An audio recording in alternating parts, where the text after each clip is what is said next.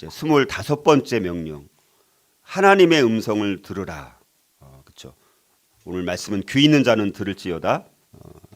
그래서 하나님의 음성을 들을지어다. 여러분들 어떻게 하나님의 음성을 듣고 사시나요? 사실 하나님의 음성을 듣는 이 주제는 사실 우리 그리스도인들에게 너무너무 중요한 거예요, 사실은. 그렇죠? 그래서 하나님의 음성, 하나님의 자녀로서 하나님의 음성을 듣는 것은 당연한 것인데 우리가 하나님의 음성을 듣고 살지 못하고 있다라면 이거는 너무너무 가장 기본적인 그리스도인으로서의 그 삶 자체가 너무 풍성함을 전혀 못 누리는 거예요. 우리가 하나님 아버지, 아빠 아버지라고 부르는 그 하나님과 교제하고 대화를 나누고 그분의 음성을 듣고 그분의 음성을 따라서 살아가야 되는데 이것이 우리가 훈련이 되지 않고 이 관계가 형성되고 있지 않더라면 우리의 신앙생활은 어쩌면 죽어 있는 것과 마찬가지라고 볼 수도 있습니다. 그래서 너무너무 중요해서요. 그래서 이거를 이 30분에 뭐 다 나누기가 너무 이제 시간이 짧아서 오늘은 서론만 해야 돼, 서로. 너무너무 중요하기 때문에. 그래서 그리고 나머지 이제 이 하나님 음성을 듣는 그럼 실질적인 방법, 구체적인 방법이 뭔지 그거는 제가 한 10가지 정도로 정리해서 좀 천천히 이렇게 하나씩 왜냐면 이게 우리 신앙의 가장 기본입니다. 가장 기본. 우리 이 기본이 안 되면 형식적으로 교회 나오고 의식적으로 나오고 뭐 이런 게 아닙니다. 그렇죠? 우리 신앙이라는 것은 정말 살아계신 하나님과 친밀하게 교제하면서 나누고 살아가야 되는 거잖아요. 이게 너무너무 기본적이고 너무너무 중요한데 이게 안 되고 있는 거죠. 어떻게 보면 이 부분을 우리가 그래서 여러분들이 정말 이 말씀은 너무너무 중요한 거예요. 이 오늘 우리가 몇 주에 걸쳐서 살펴보는 말씀은 그래서 정말 이걸 통해서 이제 하나님 음성을 들을 수도 있는 것입니다, 여러분들. 그래서 이거를 반드시 체득을 해야 돼요. 반드시 경험을 해야 되고 그래야지 우리 신앙생활이 이제 바뀌는 겁니다. 더 이상 우리가 과거에 변하지 않는 이런 삶이 아니라 하나님의 음성을 들어야지 우리가 변화가 될 수가 있습니다. 너무너무 중요한 영적 원리이기 때문에 우리가 좀 자세히 살펴보고자 합니다. 자, 그래서 우리는요 2종류의 귀가 있습니다. 2종류의 귀. 몸에 있는 귀가 있습니다. 그렇죠? 우리 귀가 있어서 우리가 어떤 특별한 어떤 여러 소리들을 귀로 듣잖아요. 그렇죠? 자, 그러나 몸에 있는 귀가 있는 반면에 영적인 귀가 있습니다. 영적인 귀. 그래서 영적인 귀로 하나님의 음성을 듣는 것입니다. 그러니까 우리 영적인 귀를 가져야 되는 거예요. 그래서 예수님이 제자들한테 마태복음 13장 13절 16절 이렇게 보면 들어도 듣지 못하며 깨닫지 못함이니라.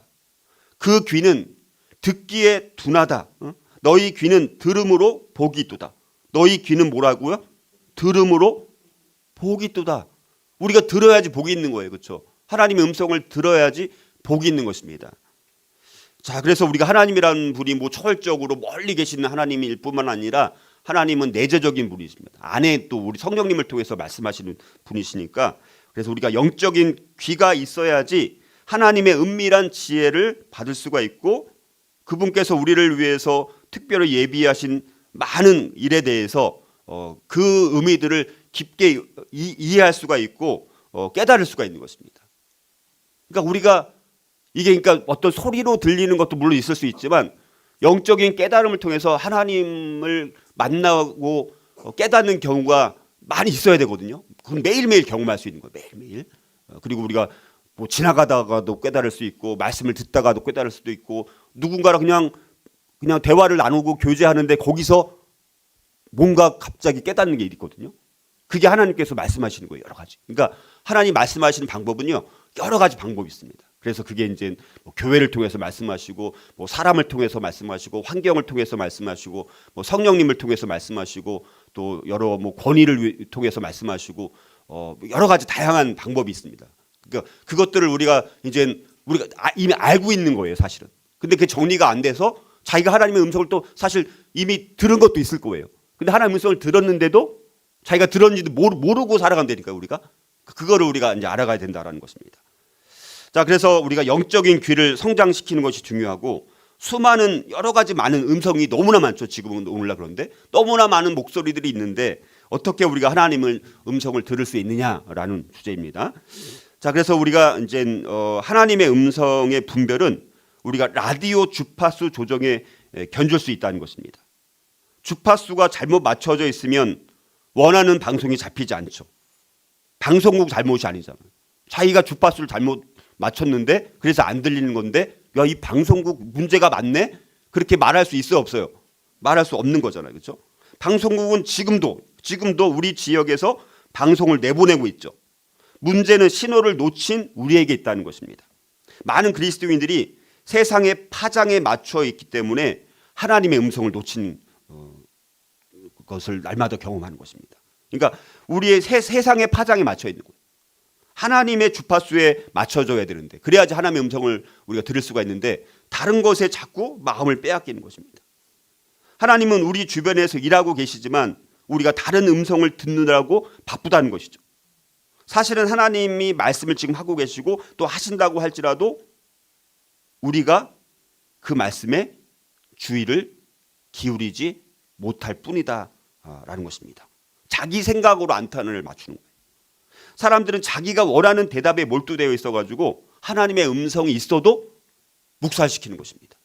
자기 생각, 자기 뜻, 또 자기 관심, 돈, 성공, 출세 등등 여기에 막 주파수가 맞춰져 있으니까 하나님이 계속해서 말씀하시는데도 그걸 못 듣는 거예요. 자, 그러면 우리가 하나님의 음성을 들으려면 세상이 보내는 메시지에 우리가 집중할 것이냐, 하나님이 들려주시는 진리의 말씀에 집중할 것이냐, 우리의 마음을 정해야 되는 거예요. 우리의 마음을 하나님께로 맞춰야 되는 것이죠.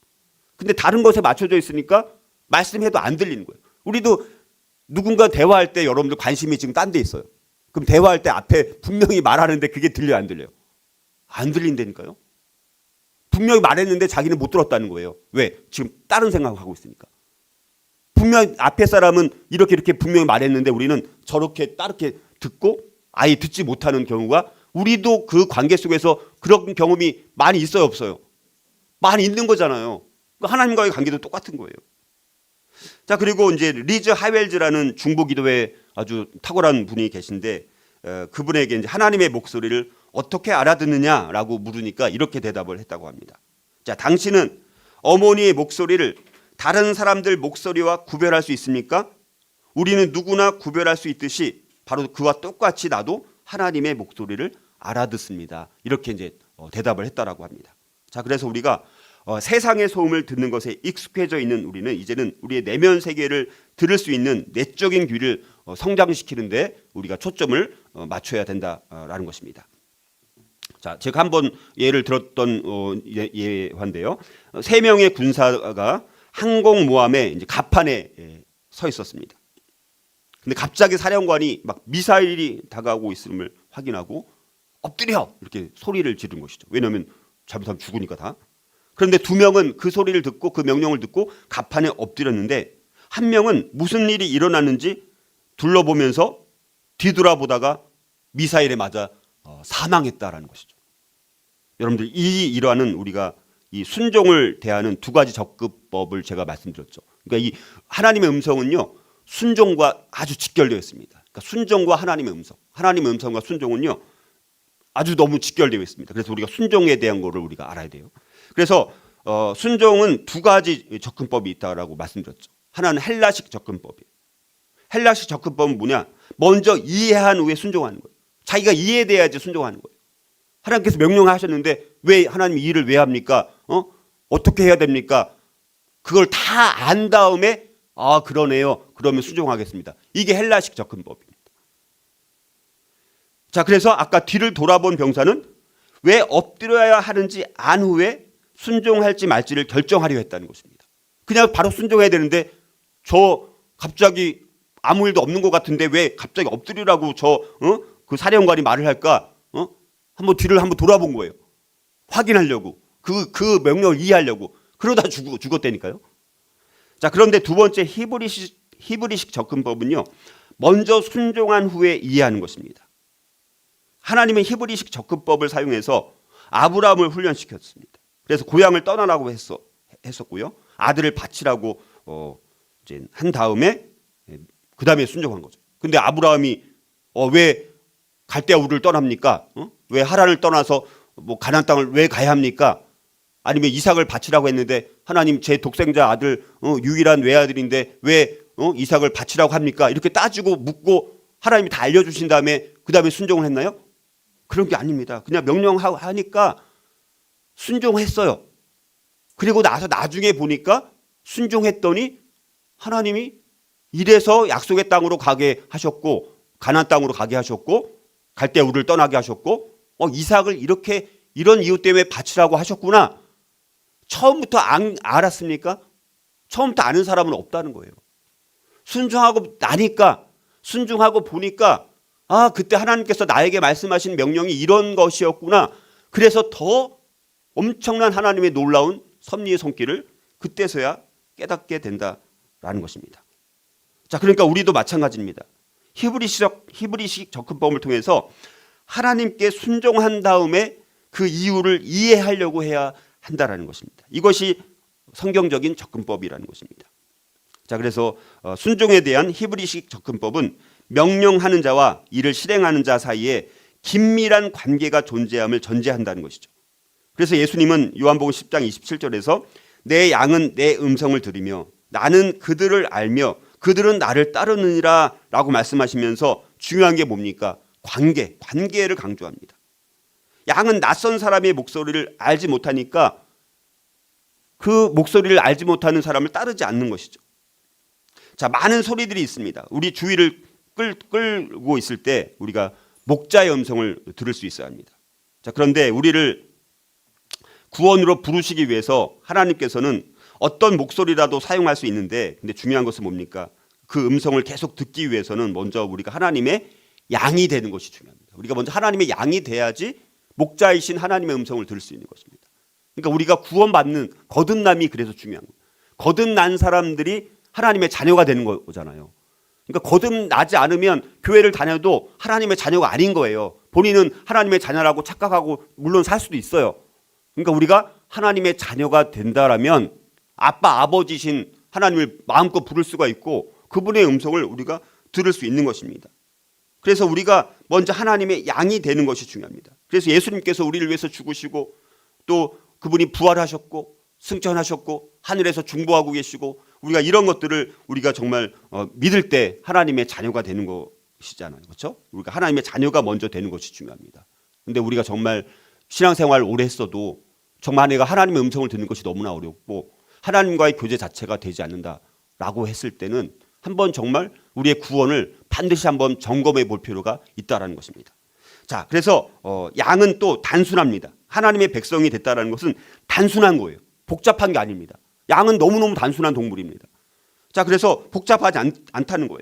양들이 자신의 목자만이 자신들을 위한 최고의 목초지가 어디인지 가장 잘 알고 있는 것을 믿고 따르는 것처럼 자, 우리도 마찬가지입니다. 우리의 시선을 목자 되시는 주님께만 고정시키고 그분의 목소리만 들으며 우리가 그분만을 따르기로 마음을 작정하고 우리가 그분께 시선을 맞추는 것이 중요합니다. 그러니까 그분과의 교제가 너무 중요한 것이고 그래서 하나님의 음성을 들은 사람들은 반드시 하나님께 순종하게 되는 거예요.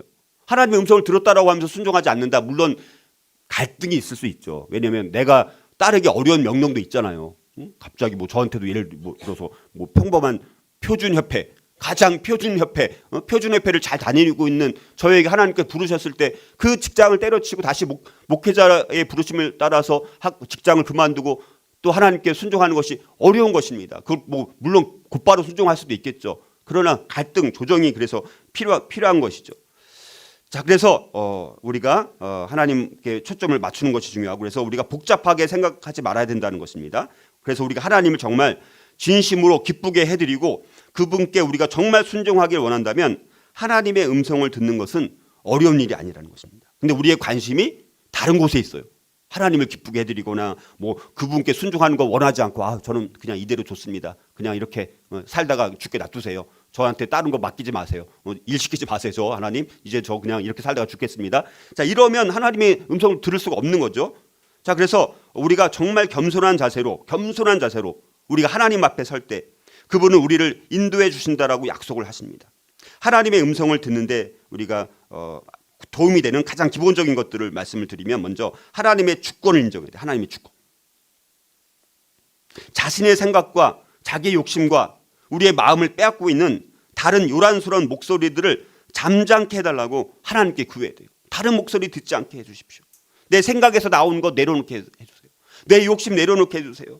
내 마음을 빼앗고 있는 모든 것들 하나님, 그런 모든 요란스러운 모든 다른 잡다한 그런 목소리들을 잠잠케 해주십시오.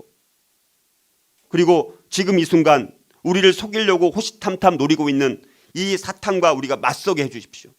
사탄에게 정말 하나님이 주신 권세로 우리가 사탄아 잠잠하라 이렇게 명령할 수 있는 우리가 그렇게 되어야 되고요. 하늘에 계신 또 사랑의 아버지가 우리에게 말씀하실 것을 기대해야 돼요. 하나님께서 오늘은 또 뭘 말씀하실까? 그러니까 우리가 아침 경건회라든가 이게 중요한 이유는 뭡니까? 하나님과 경건한 시간을 보내야지 하나님이 주시는 말씀이 뭐가 있는지 알지. 하나님 아침에도 그냥 전혀 말씀 안 읽지도 않고 묵상하지도 않고 또 하루 종일 성경 한 번도 읽지도 않고 그냥 오늘 뭐 할까? 오늘 또 뭐 입지? 오늘 뭐 먹을까? 이런 것만 생각하다가 하루 종일 마치면 하나님의 음성을 들을 시간이 언제가 있습니까? 그러니까 당연히 못 듣는 거죠. 그래서 오늘 하나님이 나에게 뭘 말씀하실까? 그런 기대감을 가지고 매일매일 그래서 이제 우리가 다음 주부터 말씀드리는 그런 구체적인 이런 방법들을 실현을 해야지 하나님의 음성을 우리가 들을 수 있게 되는 것입니다. 자, 그래서 하나님의 음성을 들을 수 있도록 하나님이 우리를 지으셨다는 거예요. 중요한 것은.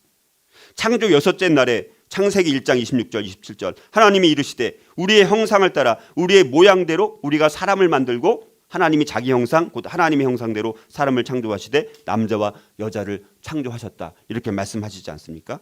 창세기 1장 거기 26절에 보면 엘로힘 하나님을 엘로힘이라고 하잖아요. 제가 우리가 지난 작년인가 우리가 하나님 이름에 대해서 자세히 살펴본 적이 있었잖아요. 엘로힘이라고 하죠. 성부 하나님, 성자 하나님, 성령 하나님 이 삼위일체 하나님과 연관되기 때문에 하나님을 여기 엘로힘이라는 것이 복수로 되어 있어요. 복수. 하나님은 복수로 되어 있습니다. 왜? 성부 하나님, 성자 하나님, 성령 하나님, 삼위일체 하나님이기 때문에 엘로힘은 복수로 되어 있는 것입니다. 자, 인류를 창조하신 하나님의 목적은 우리가 생육하고 번성해서 하나님과 친밀한 교제를 나누기 위함이에요. 우리를 창조하신 목적이 뭐라고요? 하나님과 교제하는 것이 핵심이에요.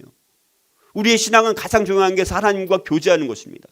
근데 이 하나님과 교제하는 하나님과 교제를 뭘로 합니까? 하나님의 음성을 듣고 우리가 교제하는 거잖아요. 이게 빠진 신앙생활이라면 이거는 너무너무 심각한 거예요. 이건 뭐 말로 다 할 수 없는 심각함이라고 볼 수 있습니다. 자, 그래서 바람이 불 때 하나님은 동산을 거니셨고 아담과 하와와 함께 대화하셨던 것을 우리가 보게 됩니다. 자, 살아계신 하나님의 이 말씀으로 정의되는 또 예수님께서 바로 그 말씀에 대해서 우리가 말씀하신 것을 보게 됩니다. 예수님이 그리고 신약 성경은 예수님이 그 말씀이다. 우리 요한복음 1장 거기 1절에 보면 태초에 말씀이 계시냐. 그 말씀이 이제 로고스입니다. 로고스. 그래서 이 말씀이라는 것이 로고스라는 것이 어마어마한 깊은 영적인 의미가 담겨 있는 이름이더라고요. 그래서 제가 이 로고스라는 말을 너무 좋아합니다. 또 예수님이기도 하고 말씀이 또 태초에 계셨고 그분이 또 예수님이시고 그래서 제 홈스쿨링 옛날 첫 번째 이름 그래서 로고스 빌리지 우리 가정 홈스쿨링의 이름을 로고스 빌리지라고 썼어요. 로고스 이 말씀이 있는 우리 마을 같은 우리 가정 이렇게 이제 생각해서 그렇게 썼는데 거기 태초에 말씀이 계시니라. 근데 이 말씀이 하나님과 함께 계셨으니 이 말씀은 곧 하나님이시니라라고 말씀합니다. 그가 태초에 하나님과 함께 계셨고 만물이 그로 말미암아 지은 바 되었으니 지은 것이 하나도 그가 없이는 된 것이 없느니라 이렇게 말씀합니다. 자, 여러분들 인간은 세 부분으로 되어 있습니다. 창세기 2장 7절에 보면 여호와 하나님이 땅의 흙으로 사람을 지으시고 거기 이제 사람이라는 것이 이제 여기 몸을 말하는 거죠. 사람을 지으시고 생기를 그 코에 불어넣으시니 사람이 생명이 되니라. 자, 세 가지입니다. 몸과 마음과 영혼입니다. 몸, 마음, 영. 자, 우리는 창조된 몸, 우리 몸을 하나님께서 창조하셨습니다. 이게 뭐 진화론자들이 말한 것처럼 우연히 이렇게 해가지고 이렇게 진화해갖고 인간이 되었다. 이게 믿어지나요? 이렇게 정교한 인체가 나올 수가 있을까 봐요. 저는 매일매일 그걸 느껴요. 저는 저 몸을 볼 때마다 화장실 가든지 그리고 여기 발에 있는 핏줄 하나만 보더라도 야, 이런 것이 어떻게 이렇게 생명체로 내가 살아있는 게 신기하지 않나요? 별로 안 느끼시는지. 자, 그래서 우리가 창조된 몸으로 육신의 세상과 소통하며 그래서 우리가 촉각, 미각, 시각, 청각, 후각, 오감을 통해서 이 세상 육신의 세상과 소통하는 거예요. 오감, 그렇죠. 우리가 촉각, 미각, 시각, 청각, 후각 이런 걸 통해서. 자, 또 마음으로 우리가 판단하는 거예요. 마음으로 판단해서 마음으로 감정을 느끼고 우리가 마음으로 결정을 내리는 거예요. 그래서 이런 마음을 통해서 사람들과 수평적 대화를 나누는 능력을 제공받은 거예요. 그래서 마음이 따뜻한 사람이랑 대화를 나누고 싶어요? 마음이 차가운 사람이랑 대화를 나누고 싶습니까? 마음이 따뜻한 사람. 그 마음으로 우리가 감정을 느끼고 그 사람이 나를 경청하고 나를 사랑하는가 이런 걸 느끼면서 수평적인 이런 대화를 우리가 나누게 되는 것입니다. 자, 그러나 영혼을 통해서 우리 영혼을 통해서는 하나님과의 대화 능력을 갖게 된다는 것입니다. 우리 영혼을 통해서. 그러니까 우리가 영혼이 있으려면 영적으로 거듭나야 되는 것입니다. 그래서 예수님께서 니고데모한테 육으로 난 것은 육이요 영으로 난 것은 영이니 이렇게 말씀했습니다. 그러니까 영으로 거듭나야 됩니다. 그러니까 니고데모와 같은 어마어마한 바리새인, 뭐 율법사 중에 율법사, 뭐 최고의 유대인이고, 뭐 종교인이고, 뭐 학식 있는 사람이고, 사내들이 공회 의원이고, 경험도 많은 사람이고, 뭐 최고의 뭐 정말 탁월한 최고의 사람인데도 불구하고 영적으로 거듭난 것에 대해서 이해가 안 돼서 예수님이랑 대화하면서 예수님이 니고데모를 통해서 영적으로 거듭난다는 게 무엇인지 알려주신 것 아닙니까? 요한복음 3장을 보면. 그래서 우리가 영적으로 다시 거듭나야지만 우리가 하나님의 자녀인 것을 확증하게 되어지고 그분의 영이 우리의 영혼과 연합해서 더 풍성하고 친밀한 교제를 나누게 되는 것입니다. 로마서 8장 16절 성령이 친히 우리의 영과 더불어 우리가 하나님의 자녀인 것을 증언하신다라고 말씀을 하고 있습니다. 하나님의 영, 그러려면 우리의 영혼이 거듭나야지만 거듭난 영혼들이 하나님과 영적으로 대화를 나누고 하나님의 음성을 들을 수가 있는 것입니다. 하나님의 음성 또 세 가지 특성이 있는데요. 자, 하나님의 말씀을 설명하는 데 있어서 성경은 특별히 세 가지 특성, 빛, 첫 번째 빛, 그리고 영, 생명으로 하나님의 말씀을 이제 정의를 합니다. 요한복음 1장 4절 9절 보면 그 안에 근데 여기 로고스입니다. 그 안에 그 로고스 안에 생명이 있었으니 이 생명은 사람들의 빛이라 참빛 그 세상에 와서 각 사람에게 비추는 빛이 있었나니 이렇게 말씀하고요. 요한복음 6장 63절은 내가 너희에게 이른 말은 영이요 생명이라. 영, 그러니까 생명, 빛, 영 세 가지. 예수님께서 제자들을 가르치시는 동안 말씀하신 이 단어들은 하늘에 계신 아버지께로부터 온 것이었습니다. 그래서 예수님은 요한복음 14장 10절에서 너희에게 이르는 말은 스스로 하는 것이 아니라 예수님도 말하는 너희에게 이르는 이 말은 내가 스스로 하는 것이 아니야. 하나님께로부터 온 거야. 하늘 아버지로부터 온 말씀들. 이거는 빛, 영, 생명이었다라고 말씀을 하는 것이고 세상의 빛으로 오신 예수님에 의해서 이런 말씀들이 우리에게 설명이 되어진 것입니다. 자, 그래서 예수님이 살아계신 말씀이고 예수님이 말씀하신 것은 다 하늘로부터 온 것을 말씀하셨고 우리의 영혼은 그것을 듣고 깨닫는 것입니다. 하나님은 영이십니다. 우리가 거듭났다라면 우리 또한 영혼이 있기 때문에 우리는 내 영혼에 거하시는 하나님의 음성을 듣는 것입니다. 하나님이 영이시기 때문에 우리가 거듭난 사람들에게는 영적으로 영혼이 있어서 그 영혼이 이제 죽은 영혼이 아닌 거죠. 살아있는 영혼이 된 것이죠. 그래서 하나님의 음성을 듣는 것입니다. 고린도전서 2장 11절에 사람의 일을 사람의 속에 있는 영 외에 누가 알리요? 사람의 속에 있는 영 외에 누가 알리요? 이렇게 말씀합니다. 자, 사탄이 하나님의 가르침과 반대되는 행동을 하도록 예수님을 시험했을 때 예수님은 신명기 9절을 인용하셨죠. 기록되었을 때 사람이 떡으로만 살 것이 아니요 하나님의 입으로부터 나오는 모든 말씀 레마로부터 살 것이니라 이렇게 말씀하셨습니다. 자, 하나님의 말씀 아까 이제 어떤 건 로고스 말씀이 어떤 때는 로고스로 나오고 어떤 때는 레마로 나옵니다. 자, 그래서 하나님의 말씀 특별히 레마라는 것은 우리 영혼에 생명력을 불어넣는 역할을 하고 우리의 믿음을 세우는 역할을 합니다. 로마서 10장 17절 믿음은 들음에서 나며 들음은 그리스도의 말씀으로 그 말씀 레마 그 그리스도의 레마로 말미암았느니라 이렇게 말씀합니다. 자, 성경에서 여러분들 그래서 로고스와 레마 많이 들어보셨죠, 그렇죠? 아마 다 기본적으로 아실 것입니다. 일반적으로 성경은 살아계신 로고스이신 예수님 그러니까 예수님이 로고스라고 말씀이라고 이제 나오는 거예요. 그러니까 예수님 자체가 말씀입니다. 로고스이고. 자, 성경은 그러니까 일반적으로 성경은 살아계신 로고스이신 예수님뿐만 아니라 하나님의 말씀 전체를 로고스라고 말을 합니다. 하나님 말씀 전체를. 그러니까 로고스라는 말은 말씀 전체를 가리킬 때, 또 예수 그리스도라는 하나님의 자기 계시 표현으로 사용할 때 로고스라는 것이 보통 사용됩니다. 자, 그래서 몇 가지 예를 들면 누가복음 8장 11절에 씨는 하나님의 말씀이요. 그럴 때 말씀은 로고스입니다. 빌립보서 2장 16절에서 생명의 말씀을 밝혀, 생명의 로고스, 거기서 로고스를 밝혀. 자, 진리의 디모데후서 2장 15절에 진리의 말씀을 옳게 분별하며, 진리의 말씀, 거기 진리의 로고스를 옳게 분별하며. 히브리서 4장 12절 하나님의 말씀은 활력이 있어. 거기 하나님의 로고스는 활력이 있어. 베드로전서 1장 23절 너희가 거듭난 것은 썩어질 씨로 된 것이 아니요 썩지 아니할 씨로 된 것이니 하나님의 말씀으로 되었느니라. 하나님의 로고스로 되었느니라. 베드로전서 2장 2절 깐난 아기들같이 순전하고 신령한 젖을 사모하라. 이 젖이라는 것이 로고스입니다. 로고스. 젖이라는 것이 그게 말씀이에요. 로고스. 그 신령한 젖을 사모하라. 이는 그로 말미암아 너희로 구원에 이르도록 자라게 하려 함이라. 자, 그런데 우리 개인적 적용을 하도록 개인에게 주어진 특별한 말씀을 설명할 때 성경은 그거를 레마 이렇게 이제 이야기를 하는 것입니다. 그러니까 근데 레마는 넓게 보면 하나님 말씀 전체 일부이긴 합니다. 로고스의 일부분이에요. 근데 어떨 때는 이게 혼용돼서 사용되기도 합니다. 그러니까 완전히 뭐 두부 자르듯이 100% 로고스는 딱 말씀 전체만 딱 로고스야. 레마는 뭐 개인에게 적용할 때만 딱 레마야. 반드시 이런 건 아닙니다. 그러니까 대체적으로 그런 상황에 따라서 그럴 때는 대부분은 로고스로 쓰이고 레마로 쓰인다라는 거예요. 근데 어떨 때는 바뀌어서 사용되기도 해요. 그러니까 딱 잘라서 무조건 로고스는 이거야, 레마는 딱 이거야. 이건 아니라는 거예요. 근데 우리가 대체적으로는 그렇게 나눈다라는 것입니다. 그래서 레마라는 것은 그때 때마다 하나님께서 개인에게 주시는 말씀이에요.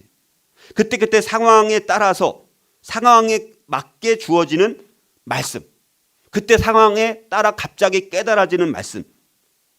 그럴 때 그거를 이제 레마라고 보통 우리가 하는 것이죠. 자, 그리고 이제 성경의 말씀으로 우리를 감화시키는 분은 성경의 저자이며 우리를 진리 가운데 인도하시는 성령님이시라는 것입니다. 자, 그래서 우리가 이제 아까 이제 로고스의 예를 좀 몇 가지 구절 들었었는데요. 레마에 해당되는 말씀들을 한번 구절을 몇 개 한번 들어보겠습니다. 자, 예수님께서 베드로가 자신을 부인할 거다라고 베드로한테 말씀했었잖아요. 근데 자기는 부인하지 않을 거라고 했는데 정말 닭이 3번 울기 전에 그것도 3번이나 부인했잖아요. 그래서 마태복음 26장 75절에 보면 이에 베드로가 예수의 말씀에 그게 레마인 거예요. 이제 본인의 이제 그 개인적으로 상황에 적용하니까 레마가 되는 것입니다. 이에 베드로가 예수의 말씀 레마에 닭 울기 전에 너가 3번 나를 부인하리라. 천사가 마리아에게 아이를 잉태할 것이라고 전했습니다. 그때 마리아가 개인적인 레마로 그 말씀을 받아들이면서 누가복음 1장 38절에 마리아가 이르되 주의 여종이오니 말씀대로 레마대로 내게 이루어지이다. 개인적인 상황에 적용하니까 그게 레마라고 말씀을 이제 하는 것입니다. 시므온이 자기가 죽기 전에 예수님을 보게 될 것을 알고 누가복음 2장 29절에 주제여 이제는 말씀하신 대로 레마 말씀하신 대로 종을 평안히 놓아 주시는도다 이렇게 말씀합니다. 하나님이 예수님의 길을 예비하는 자로서 전할 말씀을 침례 요한에게 주셨을 때 요한복음 3장 2절에 하나님의 말씀이 레마, 왜냐하면 침례 요한이라는 개인에게 특정하게 주어진 말씀이니까 하나님의 말씀 레마가 빈들에서 사가랴의 아들 요한에게 임한지라 이렇게 말씀합니다. 예수님이 그물을 내릴 곳을 베드로에게 말씀하셨을 때 누가복음 5장 5절에 선생님 우리들이 밤이 새도록 수고하였을 때 잡은 것이 없지만은 그러나 지금 상황에 지금 배를 내고 밤새워서 고기를 못 잡았지만 하나님께서 말씀하신 것을 우리 지금 이렇게 어려운 상황에서 그러나 그 레마 우리에게 주어진 우리 개인에게 적용할 수 있는 상황에 맞게 주어진 그 레마에 의지하여 내가 그물을 내리리이다. 이렇게 이제 대답을 합니다. 하나님이 베드로에게 말씀을 상기시켜 주셨을 때 사도행전 11장 16절에 내가 주의 말씀에 레마에 요한은 물로 침례를 베풀었으나 너희는 성령으로 침례를 받으리라 하신 것이 생각났노라. 개인적인 적용, 그때 맞는 상황에 맞는 깨달음이 있었을 때 레마라는 말씀을 사용하는 것이죠. 복음을 들은 사람들은 성령님으로부터 특별한 말씀을 받는 것이죠. 고린도전서 12장 3절. 성령으로 아니하고는 누구든지 예수를 주시라 할 수 없느니라. 자, 이제 이건 레마는 설명드렸고요. 복음을 들은 사람들은 그래서 성령님으로부터 특별한 말씀을 받게 되는 것입니다. 자, 그래서 우리가 구원의 말씀은 특별히 레마로 전달되는 것이 이제 우리가 종종 우리가 경험하는 것이죠. 그래서 우리가 로마서 10장 8절, 9절, 17절 이렇게 거기는 말씀들을 보니까 말씀이 레마가 내게 가까워 내 입에 있으며 내 마음에 있다 하였으니 곧 우리가 전파하는 믿음의 말씀 레마이라. 내가 만일 내 입으로 예수를 주로 시인하며 또 하나님께서 그를 죽은 자 가운데서 살린 것을 내 마음에 믿으면 구원을 받으리라. 믿음은 들음에서 나며 들음은 그리스도의 말씀 레마로 말미암아. 이렇게 이제 말씀하고 있습니다. 그래서 하나님의 말씀은 우리에게 영감을 주는 것이죠. 그래서 디모데후서 3장 16절 모든 성경은 하나님의 감동으로 된 것으로 교훈과 책망과 바르게 함과 의로 교육하기에 유익하니라라고 말씀을 하고 계십니다. 자, 성령님은 그래서 하나님과 함께하는 매일의 우리의 삶의 여정에 적용할 특별한 말씀을 우리에게 보여주신다는 것이죠. 그래서 우리 자신의 생각을 내려놓고 우리가 순종하려고 할 때 비로소 하나님의 음성이 들리게 되는 거예요. 우리가 순종하려고 할 때 오늘은 그냥 하나님과 관계없이 나 그냥 편하게 내 생각대로 오늘 살아야지. 그러면 말씀하고 있는데도 못 듣게 되는 것입니다. 자, 그래서 우리가 이런 말씀을 영의 귀로 듣고 우리가 순종할 때 우리는 예수님의 음성을 들으라는 이 명령을 준행하게 되는 것입니다. 자, 그러면 하나님은 자신이 말씀하고 계시면 어떻게 확증하시냐라는 것입니다. 자, 하나님께서 전혀 말씀하시지 않았는데 자기에게 말씀하셨다라고 우리가 말할 수는 없는 것이죠. 그렇다면 하나님께서 우리에게 말씀하고 계신 것을 어떻게 알 수 있을까? 자신의 뜻 혹은 내 뜻 혹은 광명의 천사를 가장한 사탄의 기만적인 목소리가 아니라 하나님께서 말씀하시는 것인지 확인을 할 수 있는 여러 가지 특징들이 있는데 그거는 물론 다음 주부터 이제 더 자세히 말씀드리겠지만 두세 사람의 증언이 필요합니다. 두세 사람이 증언. 혼자만의 일방적이고 뭐 그렇게 한 것이 아니라 두세 사람의 증언이 필요합니다. 하나님께서 말씀으로부터 레마를 전하실 때 두세 번의 레마로 자신이 말씀하고 계심을 확인해 주신다는 것입니다. 두세 사람의 증인을 통해서 모든 말씀이 성취되도록 하기 위한 하나님의 특별한 뜻이 있는 것입니다. 하나님의 이 율법에 있는 이 원칙은 사도 바울이 고린도 교회에 쓴 사도 서신 고린도후서 13장 1절에서 내가 이제 세 번째 너희에게 가리니 두세 증인의 입으로 말미암아 확정하리라 이렇게 말씀합니다. 그러니까 우리가 어떤 한 사람의 일방적인 생각보다는 여러 사람들의 일치되는 것이 있습니다. 그러니까 우리 교회 공동체에서도 우리 하나님 앞에 다 기도합니다. 근데 기도하고 깨달은 것들을 나눈다고 했더니 막 다 달라요. 그러면 어느 게 하나님의 뜻인지 잘 알 수가 없어요. 근데 다 기도를 함께 힘을 모아서 뜻을 모아서 한 마음으로 뜨겁게 막 열정적으로 기도를 했더니 나중에 보니까 다 깨달은 바가 똑같아요. 예를 들어서. 그러면 정말 하나님의 음성일 확률이 매우 높은 것이죠. 교회에 주신 하나님의 말씀일 확률이 많은 것이죠. 그러면 거기에 순종해야 되는 것이죠. 그리고 특별한 것은 하나님께서 어떤 한 사람을 부르실 때 두 번씩 반복하고 있다는 것이 특이하다는 것이죠. 아브라함도 보면 창세기 22장 11절에 여호와의 사자가 하늘에서부터 그를 불러 이르시되 아브라함아 아브라함아 하시는지라. 모세한테도 출애굽기 3장 4절에 하나님의 떨기나무 가운데서 그를 불러 이르시되 모세야 모세야 하시매. 사무엘한테도 어린 사무엘한테 여호와께서 임하여 서서 전과 같이 사무엘아 사무엘아 부르시는지라. 사울한테도 바울 되기 전에 사울 땅에 사도행전 9장 4절에 땅에 엎드러져 들음에 소리가 있어 이르시되 사울아 사울아. 이렇게 두 번 증인도 두 번이 필요하고 우리에게도 하나님께서 말씀하실 때는요 분명하게 말씀하실 확률이 많습니다. 그게 정말 하나님의 뜻일 때.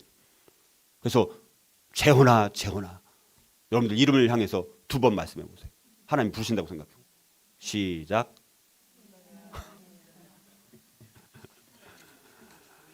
자, 오늘 우리가 말씀을 이제 결론을 맺으려고 하는데, 자, 무엇보다도 하나님은요, 하나님 자신, 그리고 하나님 자신의 목적, 그분의 길을 보여주기 위해서 특별히 성령님에 의해서 성경이나 기도나 환경이나 교회나 권위나 사람 등등 한 최소한 10가지 이상 이제 말씀을 드릴 텐데 그런 걸 통해서 다양하게 말씀을 하십니다.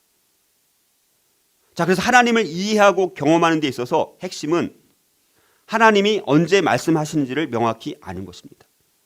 자, 그리스도인이 언제 하나님이 말씀하시는지를 알지 못한다면 그런 분은 그리스도인으로서의 삶의 심장부에 큰 문제를 안고 있다고 볼 수 있습니다. 영적인 심장부. 내가 신앙생활을 오래 하면서 살아가고 있습니다.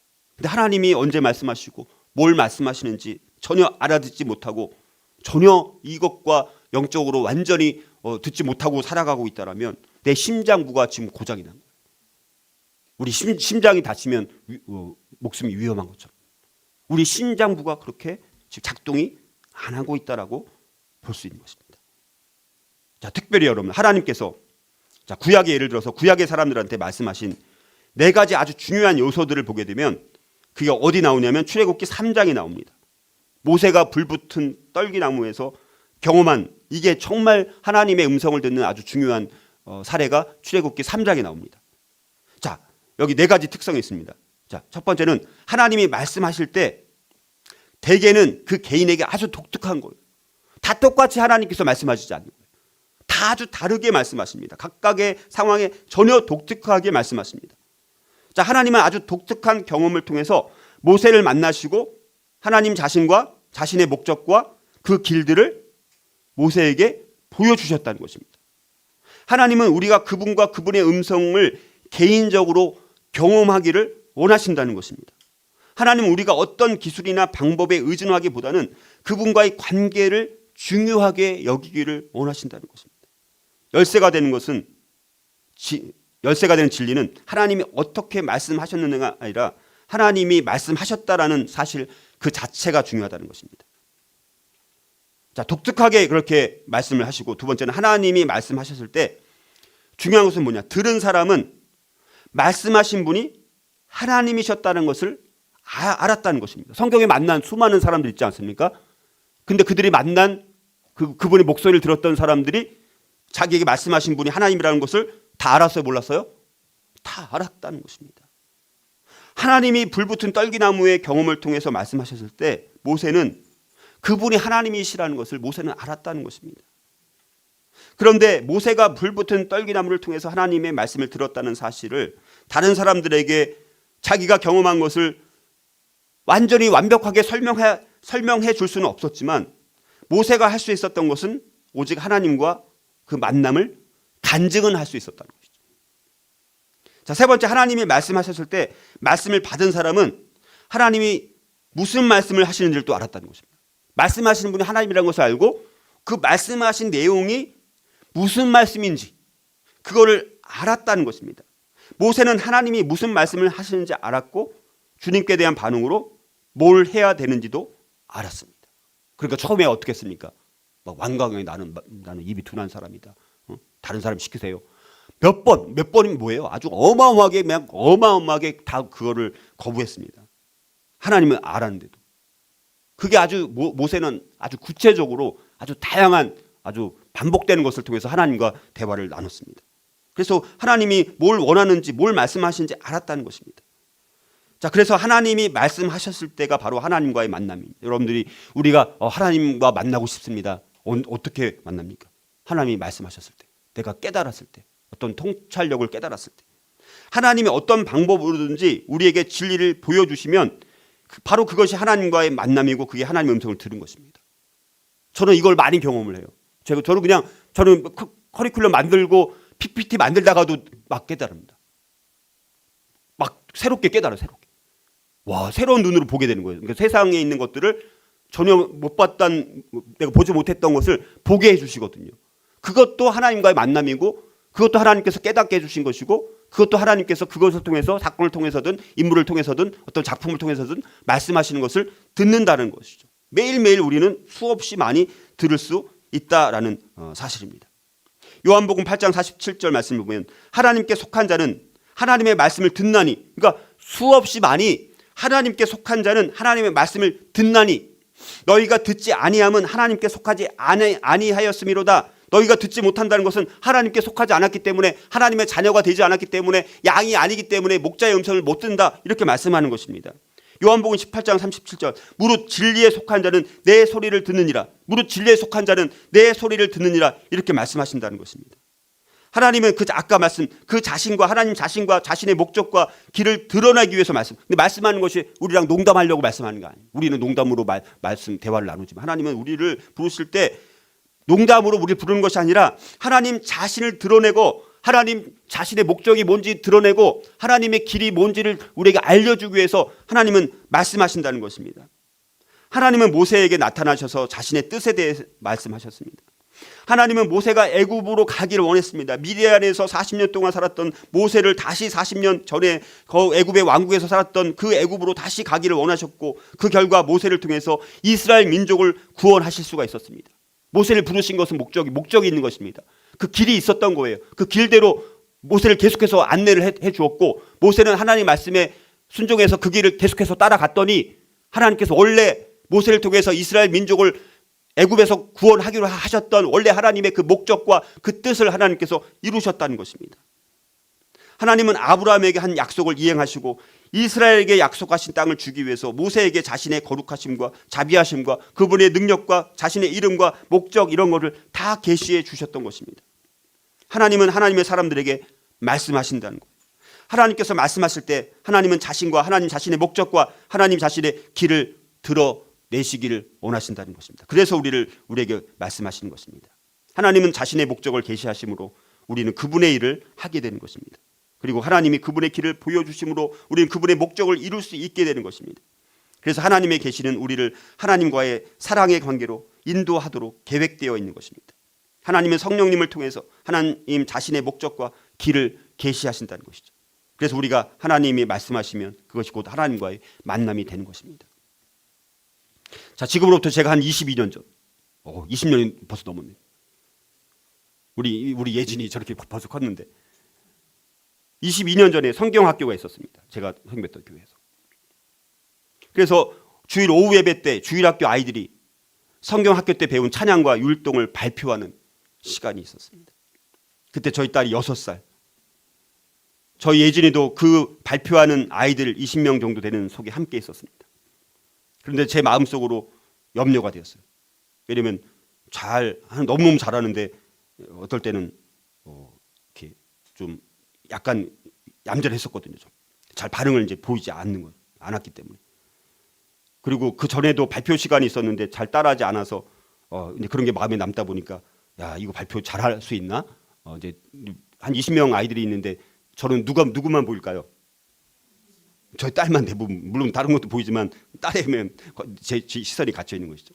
근데 찬양과 율동 발표 시간이 됐는데 정말 오히려 제 염려와는 전혀 달리 너무나 발표를 거의 다른 아이들과 함께 너무너무 이쁘게 너무 잘하는 것입니다.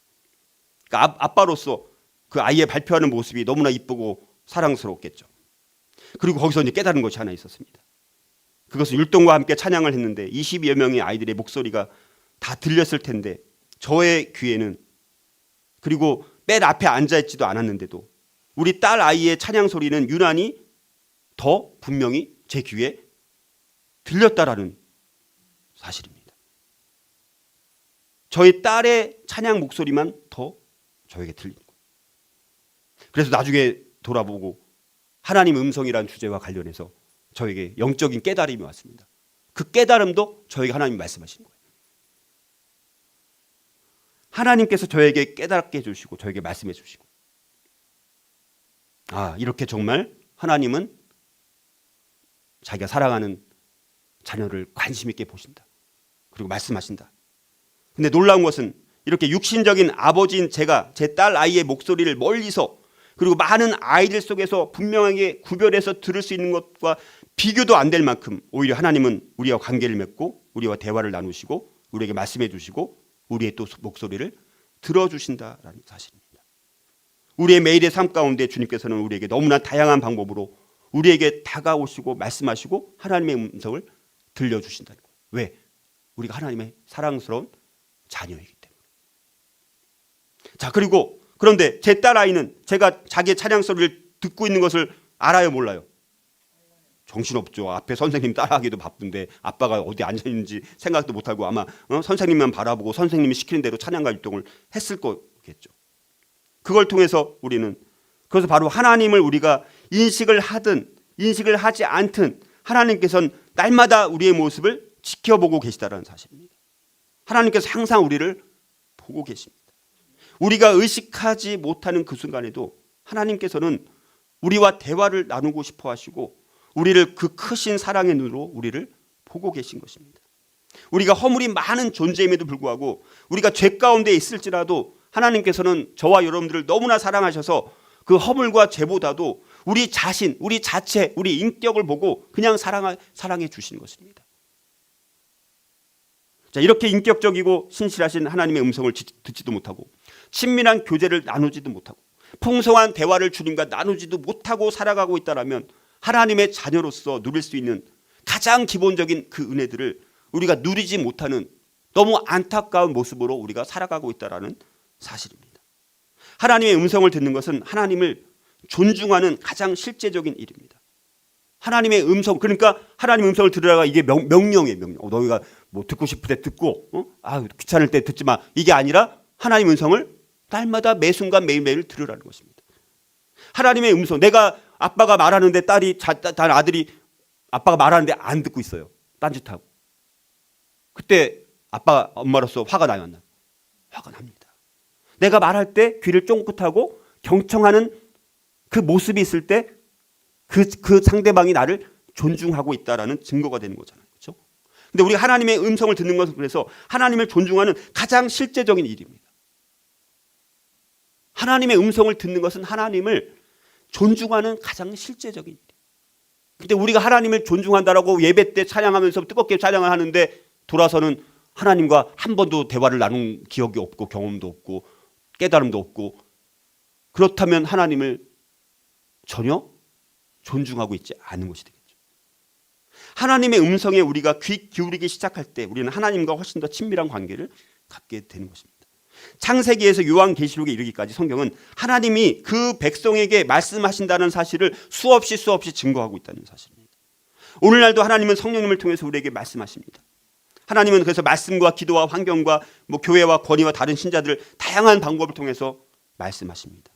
어느 한 특정한 방법으로 말씀하는 것이 아니라 여러 가지 루트를 통해서 말씀하시는 거니까 우리가 주파수만 하나님께 맞출 수만 있다면, 우리의 초점이 우리의 시선이 하나님께로만 맞출 수만 있다면 우리는 아주 많이 수없이 하나님과 대화를 나누며 교제를 할 수가 있는 것입니다. 예레미야 10장 23절에 여호와여 내가 알거니와 인생의 길이 자신에게 있지 아니하니 걸음을 지도함이 걷는 자에게 있지 아니하니이다라고 말씀을 하고 계십니다. 분명한 것은 우리를 향한 하나님의 계획을 알려면 그분의 목소리를 들을 수 있어야 되는 것이죠. 예수님은 마태복음 4장 4절에서 사람이 떡으로만 살 것이 아니요 하나님의 입으로 나오는 모든 말씀으로 살 것이니라 라고 말씀하셨습니다. 이것은 그리스도인들이 효과적으로 그 역할을 감당하려면 하나님의 음성 듣기를 삶의 한 부분으로 반드시 삼아야 된다는 사실을 말씀하고 계시다라는 것입니다. 우리는 하나님과 그분의 성품, 그분이 일하시는 방법을 알기 위해서 시간을 보내야 됩니다. 그리고 그렇게 시간을 많이 보내면 보낼수록 우리는 그 하나님의 귀한 음성을 더 쉽게 알아듣게 되는 것입니다. 하나님과 친밀하면 친밀할수록 알아듣게 되는 거예요. 우리가 친한 사람은 그냥 막 농담으로 말하든 이렇게 말하든 다른 사람들은 무슨 말하는 거지 쟤네 둘이. 근데 친밀한 두 사람은 둘만의 대화 패턴이 있었던 거예요. 친밀하게 더 나눌 수 있는 것입니다. 우리가 하나님의 음성을 듣는 것은 우리에게 너무너무 중요한 것입니다. 우리가 풍성한 삶을 살기 위해서 날마다 하나님의 음성을 듣는 것은 우리에게 너무나 필요한 것입니다. 그래서 우리가 하나님의 음성을 이제는 다른 사람을 통해서 간접적으로 듣는 것에 만족하지 말아야 돼요. 누군가 말해주고 누군가 해석해주고 물론 그것이 필요할 수는 있습니다. 그런데 하나님의 음성을 이제 누군가를 통해 듣는 것에 만족하지 말아야 돼요. 여러분들의 삶 가운데 하나님의 음성을 듣는 것이 내 삶의 날마다 일부분이 돼서 우리가 정말 매일매일 때마다 일마다 말씀하시는 하나님의 음성을 듣고 우리가 그 음성대로 우리가 순종해서 따라갈 때 하나님은 우리에게 갈 길을 다 보여주시게 됩니다. 여러분들, 하나님께서 두려운 권능 가운데 시내 산에서 나타나셨을 때 이스라엘 백성들은 멀찌감치 거리를 두고 우레와 번개와 나팔 소리와 산의 연기를 보면서 두려워서 떨었습니다. 그러면서 그들은 출애굽기 20장 19절에 보니까 모세에게 당신이 우리에게 말씀하소서 우리가 들으리다. 하나님이 우리에게 말씀하시지 말게 하소서 우리가 죽을까 하나이다. 이스라엘 백성들은 하나님께 가까이 나기를 두려워합니다. 모세가 대신해서. 그런데 모세는 하나님과 더 개인적인 친밀한 관계를 간절히 원합니다. 그래서 그 하나님의 음성을 듣기 위해서 여호와께서 계신 캄캄한 흑암에 더 가까이 다가가서 하나님과 1대1로 대면하면서 하나님의 음성을 듣고 그것을 백성들에게 전했던 모습들. 우리가 모세가 경험한 그 개인적으로 하나님을 친밀하게 경험했던 그 경험이 저와 여러분들에게 있을 때 우리가 그러려면 하나님의 음성 듣기를 우리가 사모해야 됩니다.